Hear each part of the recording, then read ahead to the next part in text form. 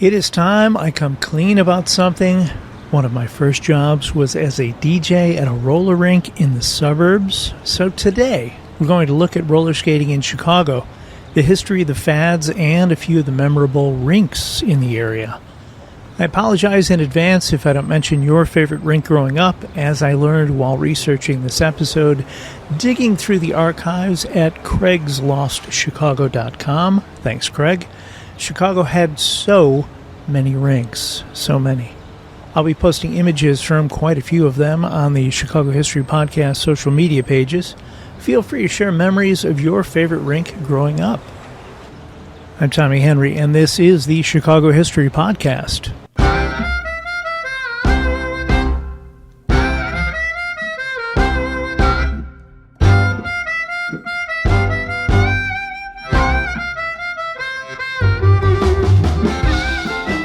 All skate, couples only, backward skate, jam skate. For those of you of a certain age, these terms are all too familiar.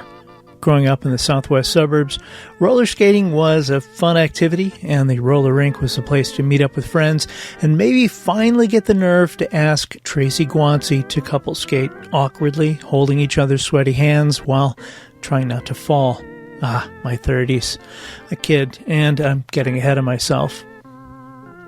Shoes with wheels on the bottom, I guess you could call them skates, have been around since the mid-1700s, but weren't very good. Research shows that the guy credited with the very rudimentary and unsafe skates, John Joseph Merlin, didn't even bother to patent them. To his credit, Merlin did invent the Dutch oven. Various advances to the wheels on your feet concept continued for the next 100-ish years, when in 1863, a Massachusetts-born inventor named James Leonard Plimpton designed the quad skates with 4 wheels on the bottom of each foot, which were easier to steer by shifting your weight left or right. Reaction to these new skates was positive, and sensing he was onto something, Plimpton began promoting his creation while aggressively protecting his numerous patents on his quad skate. He formed the New York Roller Skating Association and opened some of the earliest U.S. skating rinks in New York and at a Rhode Island resort. Plimpton did not want to sell skates to the general public. He only wanted to sell to rinks so that skaters would have the best experience skating possible. Of course, if Plimpton owned the rink, the skates, and the patents, one might surmise he was really just about keeping all the money under one roof, his. As for roller skating in Chicago, one of the earliest mentions I found was in the Society Topics section of the November 14th, 1880 issue of the Chicago Tribune, which reads, quote, "The latest rage among our society people is the roller skating rink, corner of Michigan and Congress Street, as the crowds of fashionable ladies who visit there can testify," end quote. Less than 2 weeks later, this ran in the Tribune. Among the successful social events of the day were 3 skating lessons given at the Chicago roller skating rink at the corner of Michigan Avenue and Congress Street. The forenoon and afternoon sessions were well attended, but the gathering in the evening was indeed a compliment to the managers of this new enterprise. According to news coverage of the day, skaters were accompanied by string bands playing music while they circled the rink. Most rinks would eventually transition to using pipe organs to accompany skaters. In the late 1800s and early part of the 20th century, roller skating was promoted as not only fun, but good exercise. In 1902, Chicago saw a new rink open at the Chicago Coliseum, 1513 South Wabash. 7,000 people showed up for the opening. Seeing opportunity, brothers Ralph and Walter Ware founded the Chicago Roller Skate Company in 1905. After a few moves to bigger and better facilities, they eventually settled into a building at 4408 West Lake Street in West Garfield Park, where they continued to make skates and skate parts for most of the 20th century. Fun fact, according to MadeInChicago.com, Walter Ware's son Gordon designed one of the first inline roller skates, which was patented in 1966. Unfortunately, the concept was considered too far ahead of its time and was quickly discontinued. Further connecting Chicago to the roller skating craze was the first film for S&A Studios, a film shot near what is now Wells Street and just south of Schiller Street, called An Awful Skate or The Hobo on Rollers. Released in July of 1907, it featured janitor-turned-actor Ben Turpin in a story of an out-of-control skater smashing into people. It was very successful. In the March 17, 1917 issue of Scientific American, authors advised commuters to strap on skates to get to work. Their key selling point, unlike other vehicles, skates can be taken into the building with you.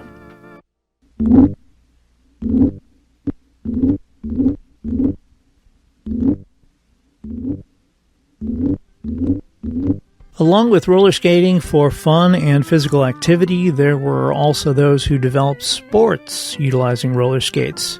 According to the National Museum of Roller Skating website, it was in the spring of 1935 that an event promoter named Leo Seltzer sketched out an idea on a tablecloth at Chicago's Johnny Ricketts restaurant for a roller marathon.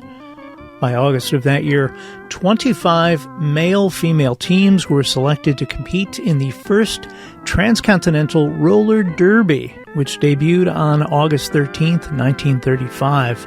20,000 fans filled the Chicago Coliseum at 15th Street in Wabash to witness this battle of endurance on skates.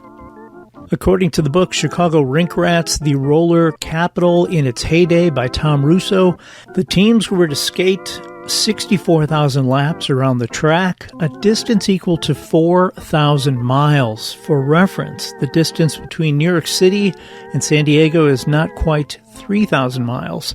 The winners would be the ones to do it in the shortest time.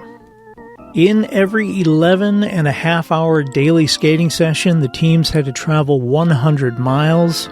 During each session, at least one of the two team members had to skate, or else the team risked disqualification. A large electronic map measured the distance covered by the skaters as though they were traversing the country. During the remaining 12.5 hours of the day, the skaters often stayed at the Coliseum, sleeping on cots in the middle of the rink. Promoter Leo Seltzer provided the skaters meals and they received free medical attention, but despite safety measures, injuries and exhaustion were rampant, taking down many teams. On Sunday, September 22, 1935, 41 days after the event's beginning, teammates Clarice Martin and Bernie McKay won the first roller derby.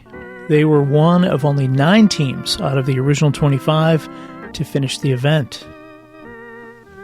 In 1937, famed sports writer Damon Runyon suggested changes to roller derby to increase the level of physical contact between the skaters. Instead of just being about endurance, roller derby would evolve to one in which 2 teams consisting of 5 players each earned points by successfully circling the track and passing a member of the rival team at the end of the pack. With physical contact not only permitted, but encouraged, skaters began pushing and shoving their opponents, much to the delight of fans.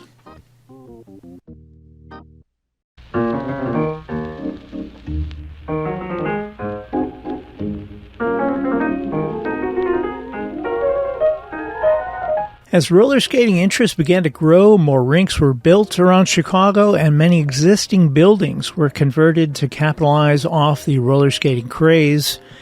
In the late 1930s, the Arcadia Ballroom, 4444 North Broadway, became the Arcadia Roller Rink. The 202nd Armory at 5917 North Broadway opened as the world's largest skating rink with a ginormous 34,500 square foot rink floor.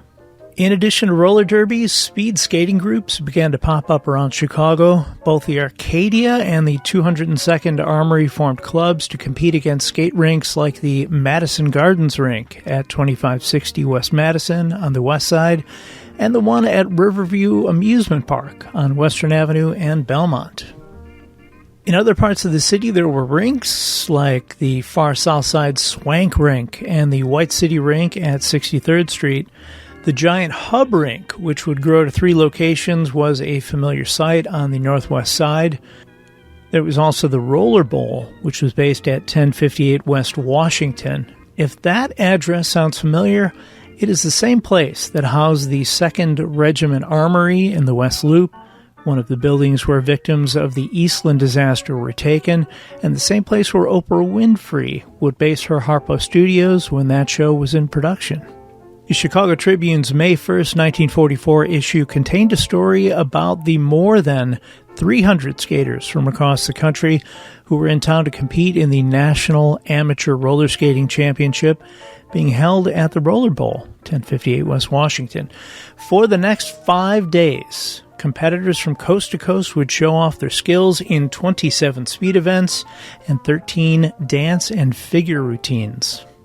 The White City Amusement Park, which opened in 1905 on a former cornfield at 63rd Street and South Parkway, later Dr. Martin Luther King Jr. Drive, was another Chicago roller rink location.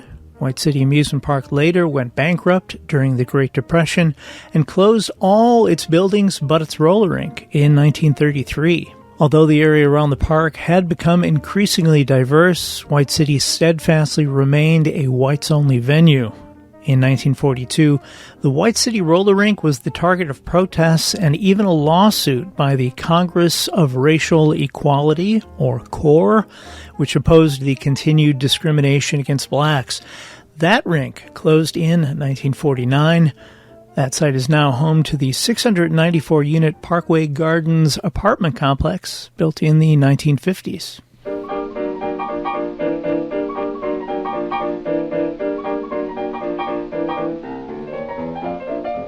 Another rink of note on the south side was the Savoy at 4733 South Parkway.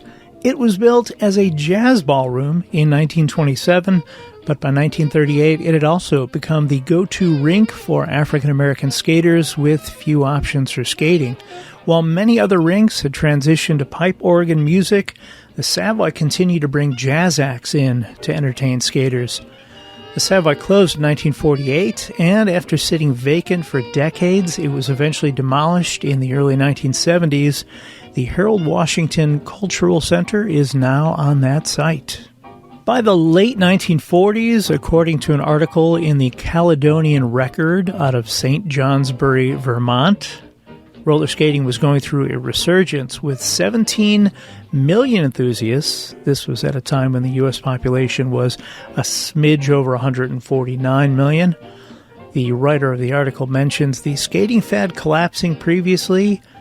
I understood it to mean the 1930s because, quote, rinks were run too much on the level of the pool rooms of the day.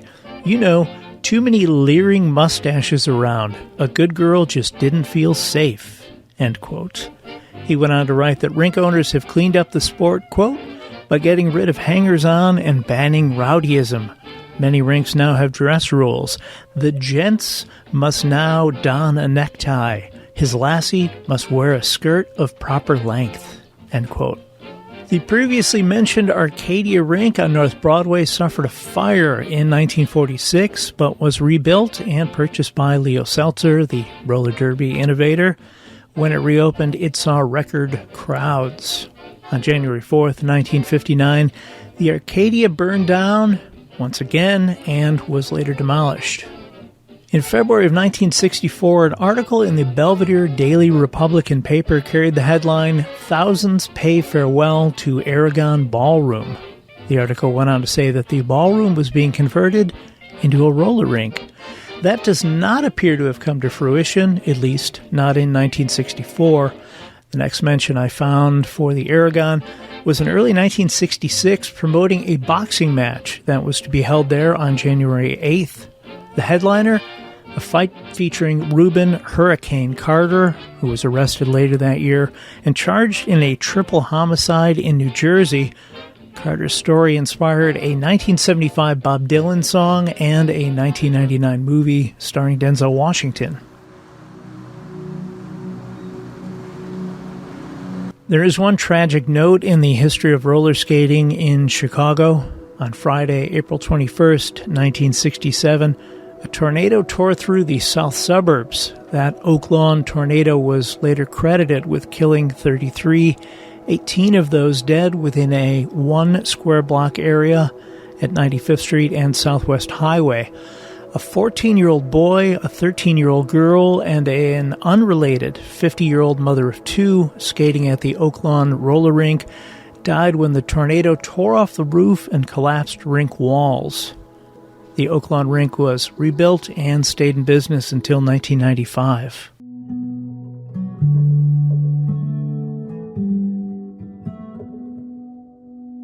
On June 16, 1971, a fire broke out at the Riverview roller rink at Western and Belmont. Although Riverview Park closed in 1967 after 63 seasons in operation, the rink had remained open. The news article noted that the hardwood floors, coated with decades of accumulated resin, quote, caught fire with explosive force and sent balls of bright orange flames nearly 100 feet skyward. It was not rebuilt.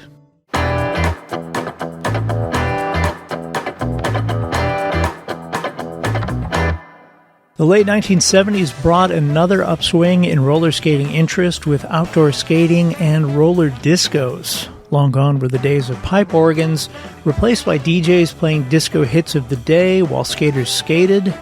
The Chicago Roller Skate Company was cranking out 2,000 pairs of skates a day and could barely keep up with demand.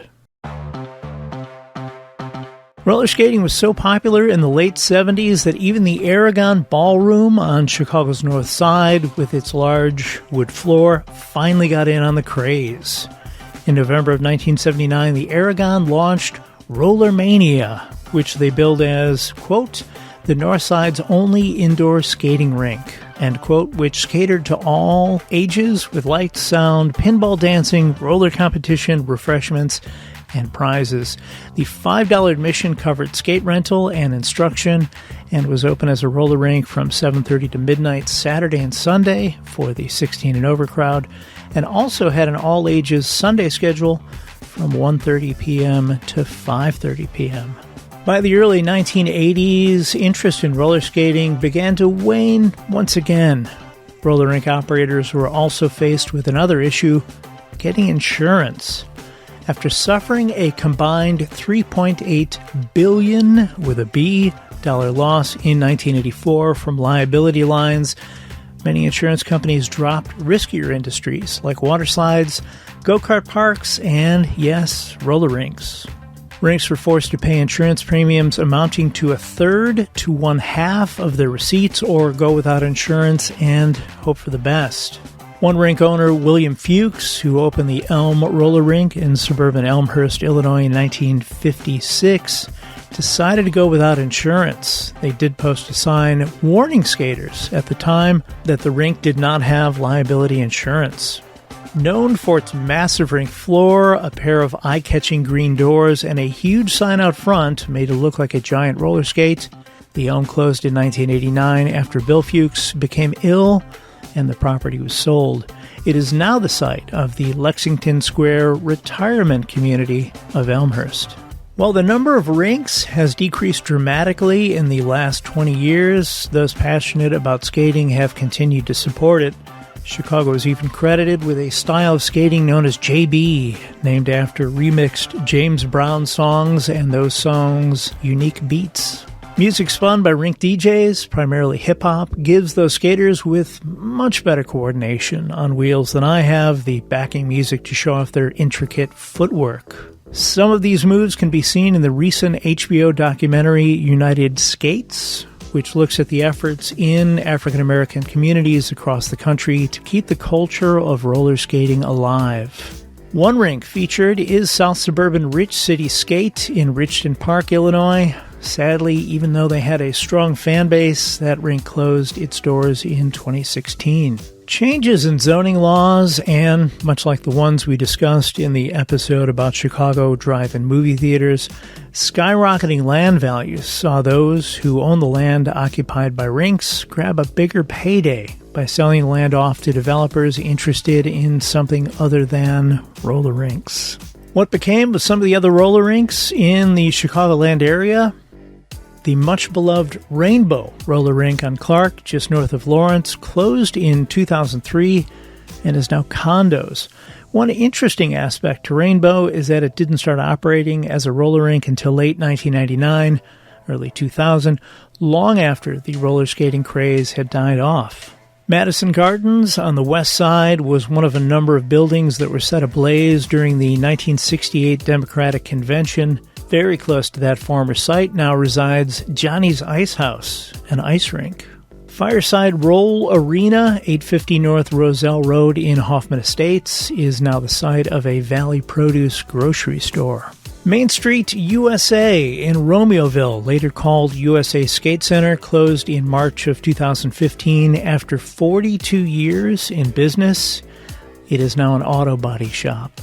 Main Street USA in Streamwood, Illinois, closed in May of 2012 after struggling to keep up with taxes and other bills.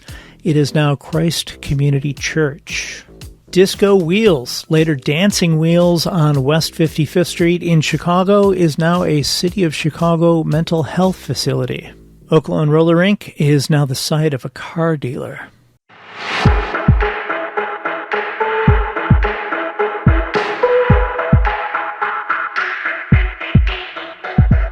There are still a handful of roller rinks left in the Chicago area as of this recording.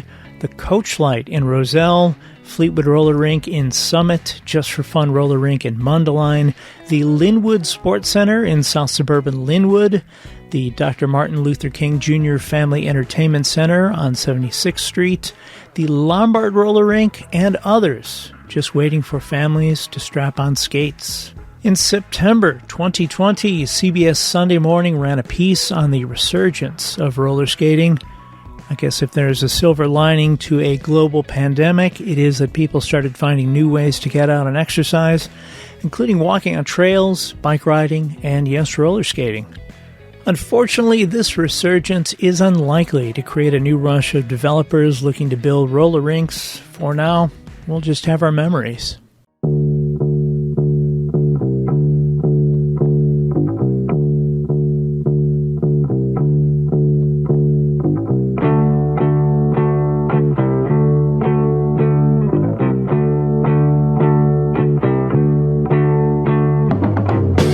Thank you for listening to today's episode about roller skating in Chicago. Feel free to reach out if you have questions about anything covered today or anything to add.